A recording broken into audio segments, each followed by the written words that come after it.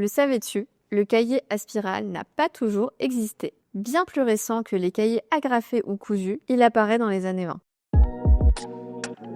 Un brevet américain a été déposé en 1924 par Edward Podosek, qui décrit un système de fil métallique enroulé permettant de relier des feuilles perforées. Plus tard, la Spiral Binding Company, fondée en 1932, a été la première entreprise de reliure mécanique aux États-Unis.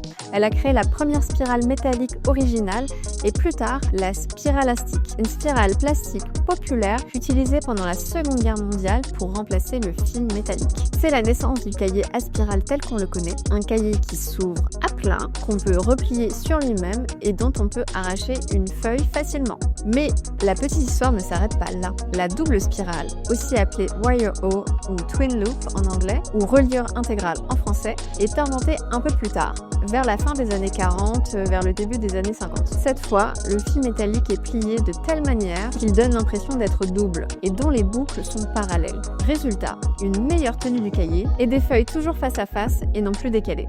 Derrière ces deux petits fils métalliques, il y a un siècle d'ingéniosité qui nous permet de noter, plier, tourner et emporter nos pensées sans jamais perdre le fil.